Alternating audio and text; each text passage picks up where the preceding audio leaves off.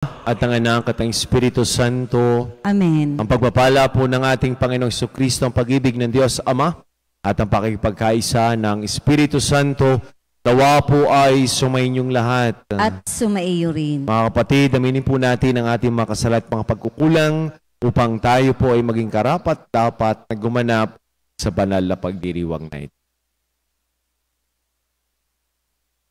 Inaamin ko sa makapangyarihang Diyos sa inyo mga kapatid, na lubha ko nagkasala sa isip, sa salita at sa gawa, at sa aking pagkukulang. Kaya sinasamo ko sa mahal na Birheng Maria, sa lahat ng mga anghel at mga banal, at sa inyo mga kapatid, na ako'y panalangin sa Panginoon. Gawan po tayo ng makapangyarihang Diyos, patawarin po tayo sa ating makasalanan, patnubayan po tayo sa buhay na walang hanggan. Amen. Panginoon, kaawaan mo kami. Panginoon, kaawaan mo kami. Kristo, kaawaan mo kami. Kristo, kaawaan mo kami. Panginoon, kaawaan mo kami. Panginoon, kaawaan mo kami. Manalangin po tayo. Ama naming makapangyarihan, ang kalooban namin nawa ay mapuspos ng ganap sa Espiritu mong dumadaloy sa aming lahat, upang bigyan niya kami ng layuning kalugod-lugod sa iyo at ng kapasihang sundin ng loob mo sa pamagitan ni Jesucristo kasama ng Espiritu Santo magpasawalang hanggan. Amen.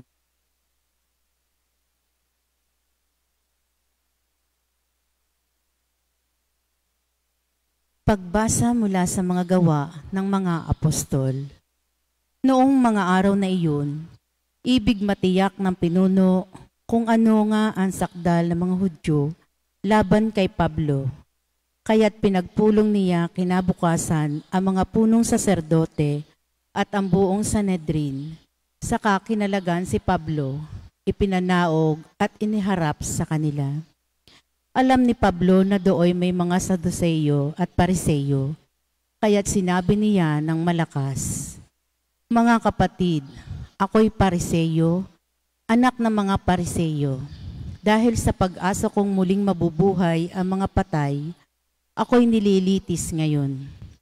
Matapos itong sabihin ni Pablo, nagtalo-talo ang mga Pariseyo at ang mga Saduseyo, at nahati ang kapulungan. Sapagkat ang sabi ng mga Saduseyo, hindi muling mabubuhay ang mga patay, at walang anghel o espiritu, subalit ang mga Pariseyo na may naniniwala sa lahat ng ito. At lumakas ang kanilang sigawan. Tumindig ang ilan sa mga eskribang kapanig ng mga Pariseyo at malakas na tumutol. Wala kaming makitang pagkakasala ng taong ito. Ano kung may isang espiritu o isang anghel na nagsalita na ang kanilang pagtatalo, natakot ang pinuno na baka turayin nila si Pablo, kaya't pinanaog niya ang mga kawal, ipinakuha si Pablo at ipinapasok sa kuta. Kinagabihan, tumayo ang Panginoon sa tabi ni Pablo at sinabi sa kanya, "Lakasan mo ang iyong loob. Nagpatotoo ka tungkol sa akin dito sa Jerusalem. Ganyan din ang gawin mo sa Roma." Ang salita ng Diyos. Salamat sa Diyos. Salmong tugunan.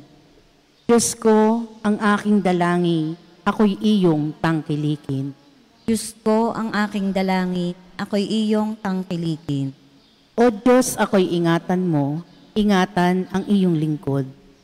Ang hangad ko ay maligtas, kaya sa'yo dumudulog. Ika'y aking Panginoon, ang wika ko sa aking Diyos.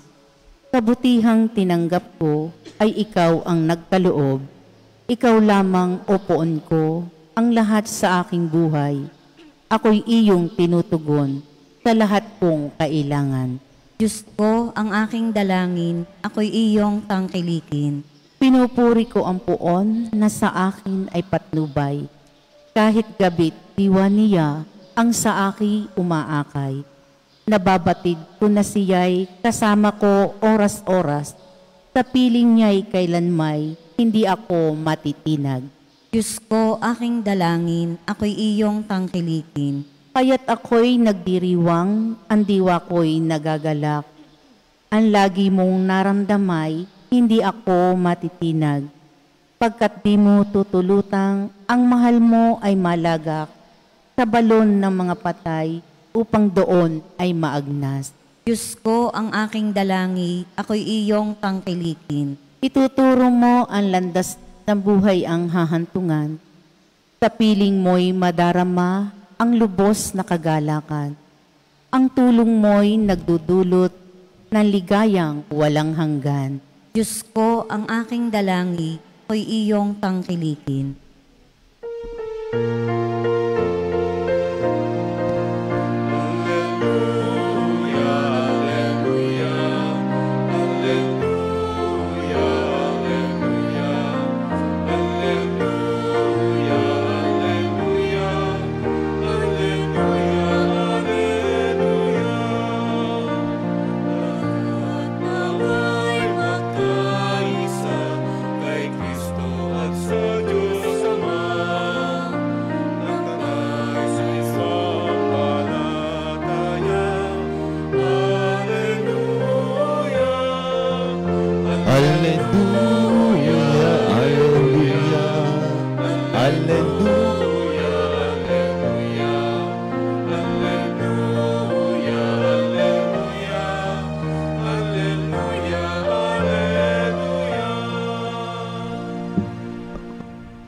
Sumaini po ang Panginoon At sumaiyo ang rin. mabuting balita ng Panginoon ayon kay San Juan. Papuri sa iyo, Panginoon. Noong panahon ngayon tumingala si Jesus at nanalangin, Amang banal, hindi lamang ang aking mga alagad ang idinadalangin ko, o hindi pati ang mga mananalig sa akin dahil sa kanilang pahayag. Maging isa nawa silang lahat, Ama. Kung paanong ikaw ay nasa akin at ako ay nasa iyo, gayon din naman, maging isa sila sa atin upang maniwala ang sanlibutan na ikaw ang nagsugo sa akin. Ang karangalang ibinigay mo sa akin, ibinigay ko sa kanila upang sila'y ganap na maging isa, gaya nating iisa. Ako ay nasa kanila at ikaw ay nasa akin upang lubusan silang maging isa. At sa gayon, makikilala ng sanlibutan na sinugo mo ko at sila ay iniibig mo katulad ng pag-ibig mo sa akin. Ama, nais kong makasama sa aking kinaroonan ng mga binigay mo sa akin upang mamasdan nila ang karangalang bigay mo sa akin sapagkat inibig mo na ako bago pa nilikha ang sanlibutan. Makatarungang Ama, hindi ka nakikilala ng sanlibutan, ngunit nakikilala kita at nalalaman ng mga binigay mo sa akin na ikaw ang nagsugo sa akin. Pinakikilala kita sa kanila at ipakikilala pa upang ang pag-ibig mo sa akin ay sumapuso nila at ako naman ay sumakanila. Ang minamahal kong mga kapatid, ang mabuting balita ng ating Panginoon. Pinupuri ka namin, Panginoong Hesukristo. Mabiyayang umaga po sa ating lahat. Sa mga may birthday po ngayong araw na ito, happy birthday po sa inyo. Sa mga may wedding anniversary, congratulations po sa inyo. Ang atin pong ebanghelyo, ito po ay tinatawag na makaparing panalangin ng ating Panginoong Hesukristo. At ano po ang kaniyang panalangin? Ang kaisahan. Pagkakaisa. Sapagkat siya ay aalis na sa mundo, napakaganda ng kanyang panalangin. At ang panalangin niya ay hindi lamang para sa kanyang mga alagad, kung hindi para sa lahat ng mga tao. Unity.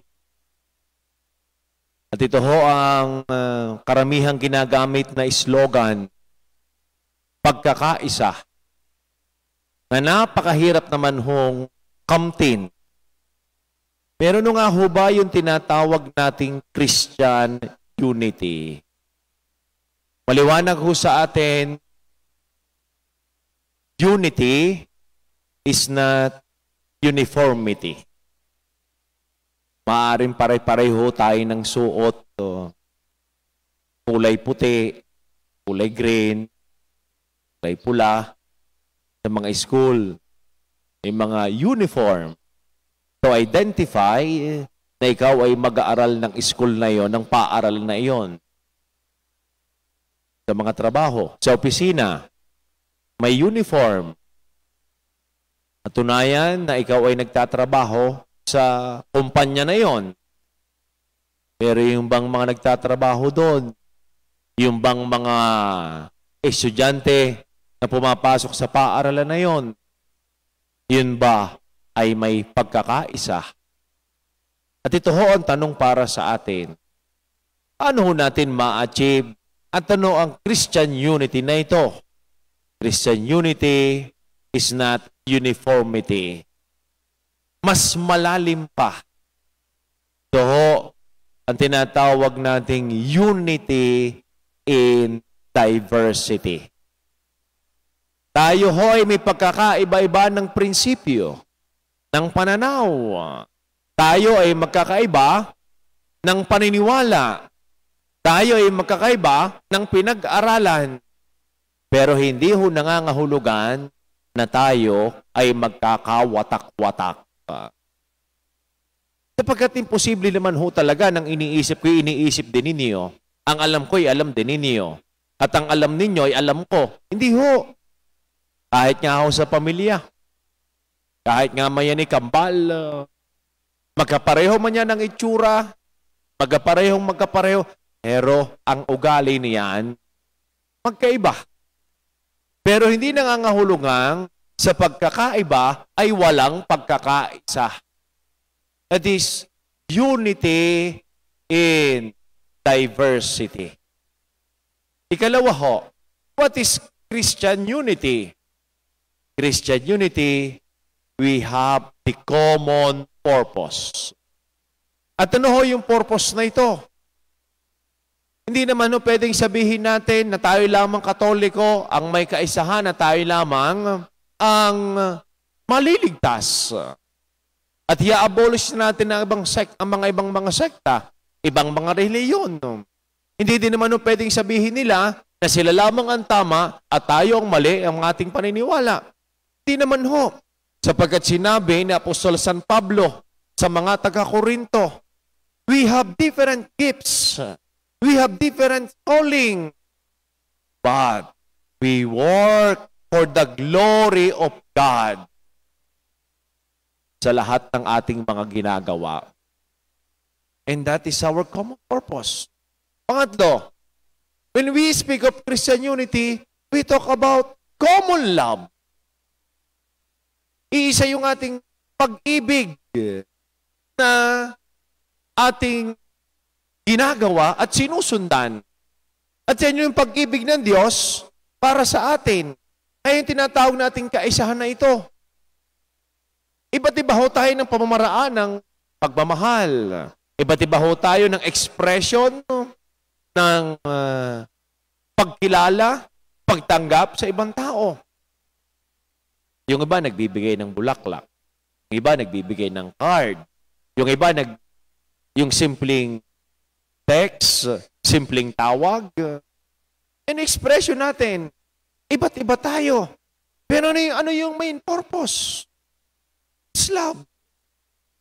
Sabi nga ho ay, iba't iba man ang ating sasakyan, sinasakyan, pero sana isa ho ang ating pupuntahan. May mga late man, may mga nauna man. Sana isa yung ating purpose. Sapagkat yan ang dalangin ng ating Panginoong Yesus, ang kaisahan. Kahit naman ho dito sa ating simbahan, iba't iba ng organisasyon, iba't iba mga tao, kanya-kanya ng talent, kanya-kanyang ibinigay na alam. Pero tayo nagkakaisa. Sapagkat ano ang simbahan? The body of Christ. Pag sinabi nating katawan, maraming bahagi. Iba ang function ng tainga, iba ang function ng ilong, iba ang function ng mata,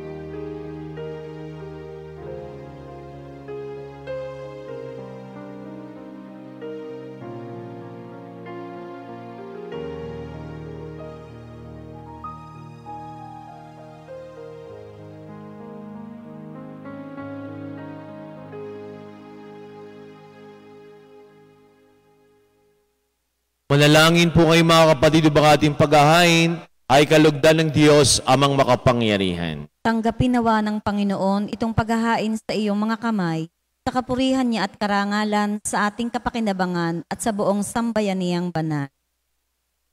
Ama naming lumikha, para mo na pong awa, gawin mong banal ang mga alay naming iyusan ng kalugdan. At kami ay gawin mong haing sa iyo laging nakalaan sa pamagitan ni Jesucristo kasama ng Espiritu Santo magpasawalang hanggan. Amen. Sumaini po ang Panginoon. At sumaiyo rin. Itaas po sa Diyos ang inyong mga puso at diwa. Tinaas na namin sa Panginoon. Pasalamatan po natin ang ating Panginoon Diyos. Marapat na siya ay pasalamatan. Ama naming makapangyarihan, tunay ang marapat na ikaw ay aming pasalamatan. Ang katawan ng anak mong sa krus na bayubay ay handog ng pag-ibig na walang kapantay. Ito ang paghahaing ganap mong kinalugdan. Ito ang nilunggatin ng dating pag-aalay. Ang buong sarili ng anak mong sa Jesus ay inihain sa iyo pang kami ay matubos. Siya ang dambanan paring naghahandog, siya pa rin ang tupang handog na binukod. Kaya, kaysa ng mga anghel na nagsisiawit ng papuris na walang umpay sa kalangitan, kami po ay nagbubunyi sa iyong kadangkilaan. Santo, Santo, Santong Panginoon Diyos ng mga hukbo, napupuno ng langit at lupa ng kadakilaan mo. Hosana sa kaitaasan, pinagpalang na parito sa ngalan ng Panginoon. Hosana sa kaitaasan. Ama naming banal, ikaw pambukal ng tanang kabanalan. Kaya sa pamagitan ng iyong Espiritu, gayon pong banal ang mga kaloob na ito upang para sa amin ay maging katawan at tugo ng aming Panginoong Jesucristo. Bago niya, pinagtihisang kusang loob na maging handog, hinawakan niya ang tinapay, pinasalamatan kaniya, pinaghati-hati niya, iniabot sa kaniyang mga alagad at sinabi, tanggapin ninyong lahat ito at kanin ito ang aking katawan na ihahandog para sa inyo.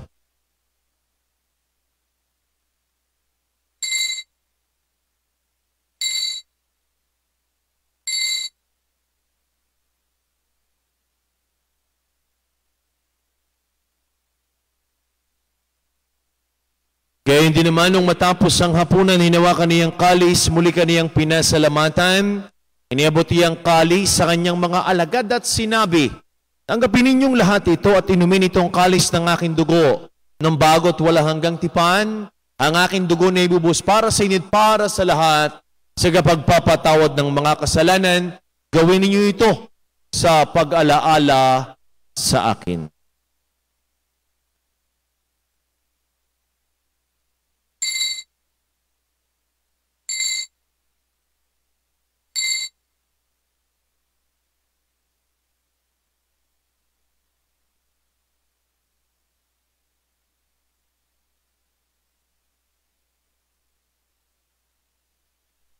Ang misteryo ng ating pananampalataya. Si Kristo'y namatay, si Kristo'y nabuhay, si Kristo'y babalik sa wakas ng panahon. Ama, ginagawa po namin ngayon ang pag-alaala sa pagkamatay at muling pagkabuhay ng iyon. Kaya't nialay po namin sa iyo ang tinapay na nagbibigay buhay at ang kalis na nagkakaloob ng kaligtasan. Kami po'y nagpapasalamat dahil kami ay yung minarapat at tumayo sa harapan para maglingkod sa iyo. Sinasamo namin kami magkakasalo-salo sa katawan at tugon ni Kristo mabuklod sa pagkakaisa sa pamagitan ng Espiritu Santo. Nang may pag-asang sila'y muling mabubuhay, gayon din ang lahat ng mga pumanaw, kaawaan mo po sila patuloyin sa iyong kaliwanagan, kaawaan mo po't pagandapating kaming lahat na makasalo sa iyong buhay na walang wakas. Kaysa ng mahal na Birheng Maria na ina ng Diyos ni Poong San Jose, na ating din patron. Kaysa ng lahat ng mga apostol, San Jose Marelo, at ng lahat ng mga banal na namuhay dito sa daigdig ng kalugod-lugod sa iyo. May pagdiwang naman po namin ang pagpupuri sa kararangal mo sa pamagitan ng iyong anak na aming Panginoong Hesu Kristo. Sa pamagitan ni Kristo kasama niya at sa Kaniya, ang lahat ng parangal papuri sa Diyos sa makapangyarihan, kasama ng Espiritu Santo, magpasawalang hanggan.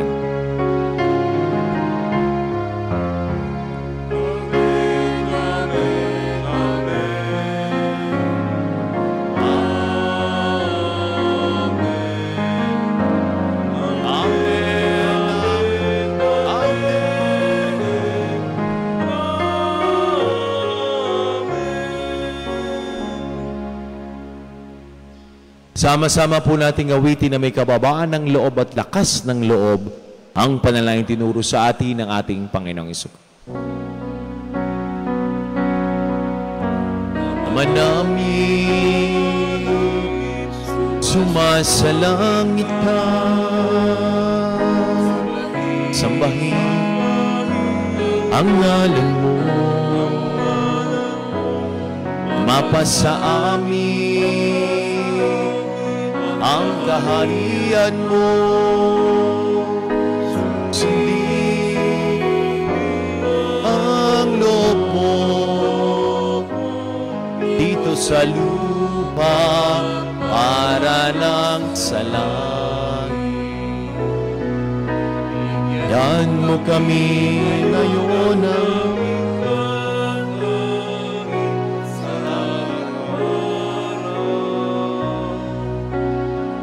at patuan kami sa pagdasal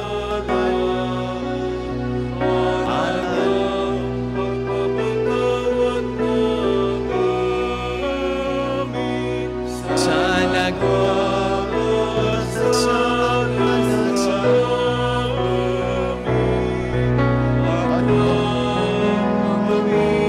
ipahintulot sa tukso at diya-diya mo kami sa lahat na masama. Inihiling po namin kami adiya sa lahat ng masama, pagkalooban ng kapayapaan araw-araw, ligtas sa kasalanan at ilayo sa lahat ng kapahamakan. Samantalang aming pinananabikan ng dakilang araw ng pagpapahayag ng tagapagligtas naming si Jesucristo. Sapagkat iyo ang kaharian at ang kapangyarihan at ang kapurihan pagpakailanman. Amen. Panginoong Jesucristo, sinabi mo po sa iyong mga apostol, kapayapaan ang iniiwan ko sa inyo. Ang aking kapayapaan ang ibinibigay ko sa inyo, tunghayin mong aming pananampalataya, tuga aming mga pagkakasala. Pagkaloob po kami ng kapayapaan at pagkakaisa ayon sa iyong kalooban, kasama ng Espiritu Santo magpasawalang hanggan. Amen. Ang kapayapaan po ng Panginoon ay lagi nang sumainyo. At sumaiyo rin. Magbigayin po kayo ng kapayapaan sa bawat isa. Peace be with you po. Kordero ng Diyos na nag-aalis ng mga kasalanan ng sanlibutan, maawa ka sa amin. Kordero ng Diyos na nag-aalis ng mga kasalanan ng sanlibutan, maawa ka sa amin. Kordero ng Diyos na nag-aalis ng mga kasalanan ng sanlibutan, ipagkaloob mo sa amin ang kapayapaan.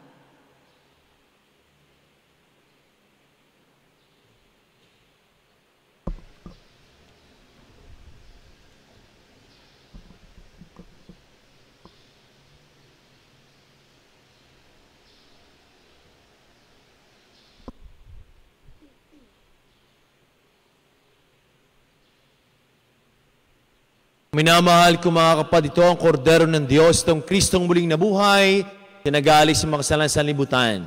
Palad po tayong lahat ng mga inanan sa kanyang banal na piging. Panginoon, hindi ako karapat-dapat na magpatuloy sa iyo, ngunit sa isang salita mo lamang ay gagaling na ako. Ang katawan ni Kristo. Amen.